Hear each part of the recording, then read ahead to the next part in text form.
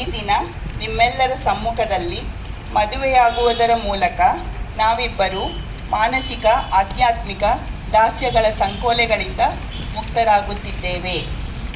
ನಾವು ಈ ಭೂಮಿಯಲ್ಲಿ ಯಾವುದೇ ಜಾತಿ ಜನಾಂಗಗಳಿಗಿಂತ ಮೇಲಾದವರಲ್ಲ, ಹಾಗೆಯೇ ಯಾವುದೇ ಜಾತಿ ಜನಾಂಗಗಳಿಗಿಂತ ಕೀಳಾದವರೂ ಅಲ್ಲ.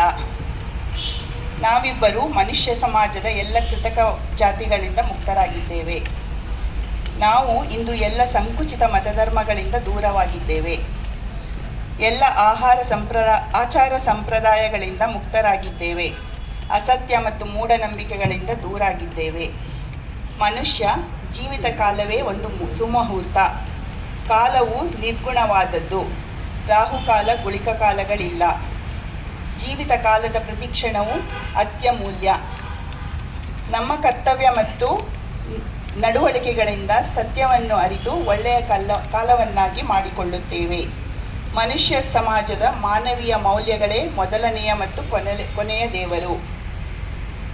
ಗಂಡನಾಗಲಿ ಹೆಂಡತಿಯಾಗಲಿ ಯಾರಿಗೂ ಯಾರೂ ಅಧೀನರಲ್ಲ. ಇಬ್ಬರು ಸರ್ವಸ್ವತಂತ್ರರು, ಸಮಾನತೆ ಉಳ್ಳವರು ಹಾಗೂ ಪರಸ್ಪರ ಪ್ರೀತಿ ನಂಬಿಕೆ ವಿಶ್ವಾಸವುಳ್ಳವರು. ಗಂಡ ಹೆಂಡತಿಯನ್ನು ಒಟ್ಟಿಗೆ ಬದುಕುವಂತೆ ಮಾಡುವ ಸಾಧನ ಒಂದೇ ಪ್ರೀತಿ.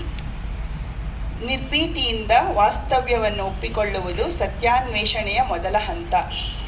ಯೋಗದ ಮೊದಲ ಪಾಠ ಪರಿವಂಚನೆ ಮತ್ತು ಆತ್ಮವಂಚನೆ ಮಾಡಿಕೊಳ್ಳುವವರಿಗೆ ಅಜ್ಞಾನದಿಂದ ತಮಸ್ಸಿನಿಂದ ಮುಕ್ತಿ ಇರುವುದಿಲ್ಲ.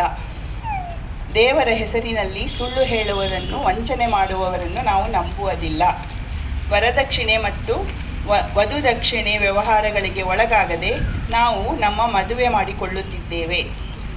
ಈಗ ನಾವು ಹೇಳಿದ ಈ ಮಾತುಗಳಿಂದ ನಮ್ಮ ಜೀವನದ ದಾರಿದೀಪವಾಗಲಿವೆ.